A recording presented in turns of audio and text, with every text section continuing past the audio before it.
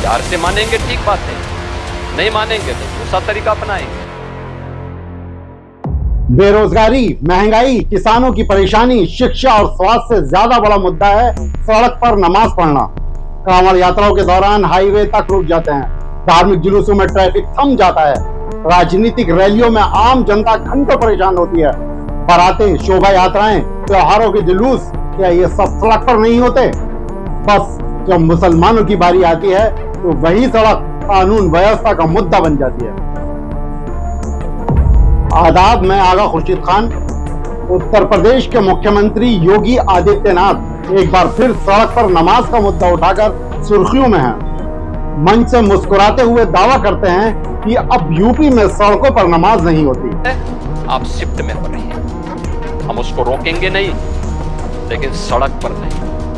सड़क चलने के लिए एक आम नागरिक, एक बीमार व्यक्ति के लिए, एक कामगार के लिए, एक कर्मचारी के लिए, एक सामान्य नागरिक के लिए, एक व्यापारी के लिए हम सड़क को बाधित नहीं करते।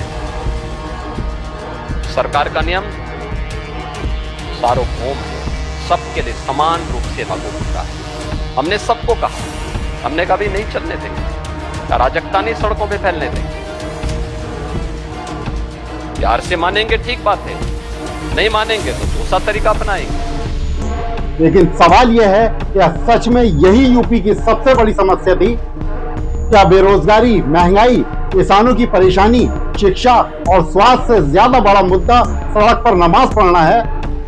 और सबसे अहम सवाल, क्या कोई मुसलमान अपनी मस्जिद छोड़कर खुशी खुशी सड़क पर नमाज पढ़ना चाहता है?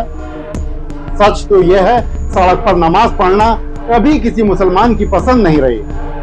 नमाज के लिए मस्जिद सबसे पाक जगह मानी जाती है। हर नमाजी चाहता है कि वो सुकून और इज्जत के साथ मस्जिद में इबादत करे।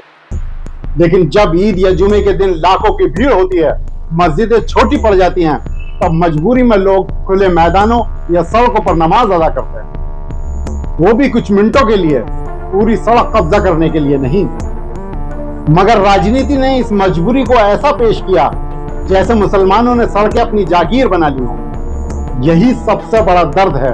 एक पूरी कौम की इबादत को प्रोपेगेंडा बनाकर पेश किया गया, लोगों के दिलों में डर और नफरत पैदा की गई, और हर चुनाव से पहले वही पुराना मुद्दा दोहराया जाता है, सड़क पर नमाज। अगर सरकार सच में निष्पक्ष होती तो सिर्फ नमाज की बात नहीं करती, वो उन तमाम आयोजनों पर भी बोलती जिसमें घंटों सड़कें बंद रहती हैं, कांवड़ यात्रा के दौरान हाईवे तक रुक जाते हैं, धार्मिक जुलूसों में ट्रैफिक थम जाता है, राजनीतिक रैलियों में आम जनता घंटों परेशान होती है, बारातें, शोभा यात्राएं, त्योहारों के जुलूस, क्या ये सब सड़क पर नहीं होते?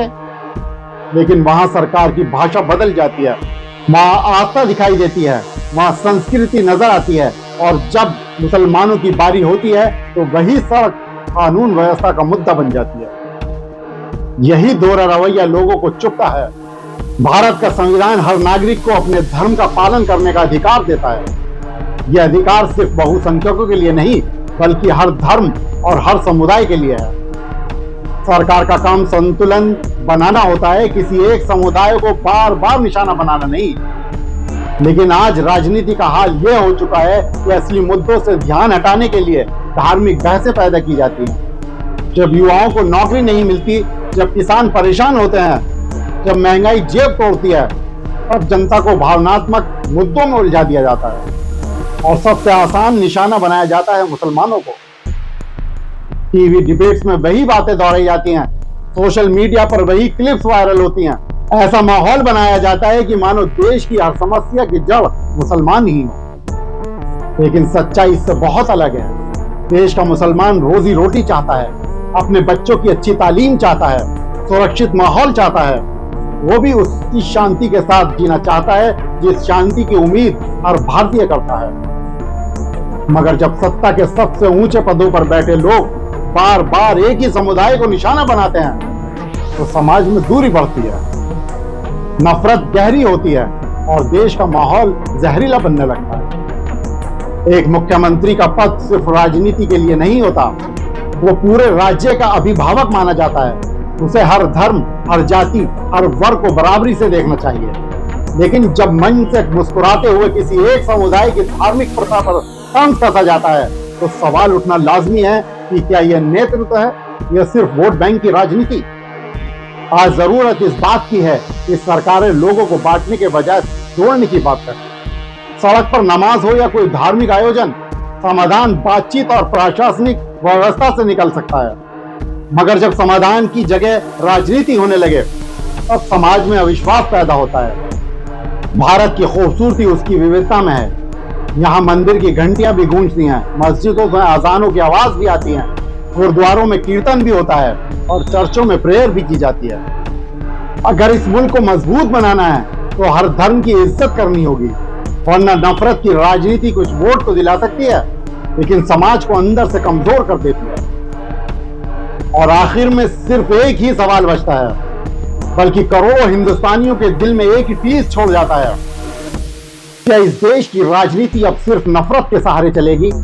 क्या हर चुनाव से पहले मुसलमानों की इबादत को ही मुद्दा बनाया जाता रहेगा? क्या जनता की भूख, बेरोजगारी, टूटी सड़कें, महंगी पढ़ाई और अस्पतालों की बदहाली कभी भाषण का हिस्सा बनेगी या नहीं? सत्ता के मंचों से जब सड़क पर नमाज का मजाक उड़ाया जाता है तो सिर्फ एक इबादत पर तंज नहीं होता, बल्कि करोड़ों लोगों के जज्बात को घायल किया जाता है। जिस नमाज में इंसान अपने रब के सामने सिर झुकाकर अमन और मोहब्बत की दुआ करता है, उसी नमाज को नफरत की राजनीति का पोस्टर बना दिया गया। अफसोस इस बात का नहीं कि सरकार कानून की बात करती है, अफसोस इस बात का है कि कानून का तराजू हर बार सिर्फ एक तरफ झुकता दिखाई देता है। जब सड़कें घंटों जुलूसों से भर जाती हैं तब आस्था याद आती है, लेकिन कुछ मिनटों की नमाज पर पूरी राजनीति जाग उठती है। यही दोहरा रवैया लोगों के दिलों में जहर घोल रहा है। और सबसे दर्दनाक बात यह है कि देश को जोड़ने की जिम्मेदारी जिन कंधों पर थी, आज वही लोग समाज को मजहबों में बांटकर तालियां बटोर रहे हैं। याद रखिए, नफरत से चुनाव जीते जा सकते हैं लेकिन मुल्क नहीं चलाया जा सकता, क्योंकि जब एक समुदाय को बार बार शक की निगाह से देखा जाता है तो सिर्फ उसका दिल नहीं टूटता, बल्कि भारत की गंगा जमनी तहजीब भी घायल होती है। आज भी इस देश का आम मुसलमान सिर्फ इतना चाहता है, इज्जत से जी सके, अपने बच्चों को पढ़ा सके और बिना डर के अपने रब की इबादत कर सके। लेकिन अफसोस, हर चुनाव से पहले उसके सजदे को भी सियासत का हथियार बना दिया जाता है। और शायद इतिहास भी एक दिन यही सवाल पूछेगा, जब देश बेरोजगारी, गरीबी और नफरत से जूझ रहा था, तब सत्ता जनता के जख्म भर रही थी या सिर्फ सड़क पर नमाज का शोर मचा रही थी? दोस्तों, इस पर आपकी क्या राय है? मुझे कमेंट्स बॉक्स में जरूर बताएं। वीडियो को ज्यादा से ज्यादा शेयर करें और देखते रहें मुस्लिम टुडे, आपकी अपनी आवाज। शुक्रिया।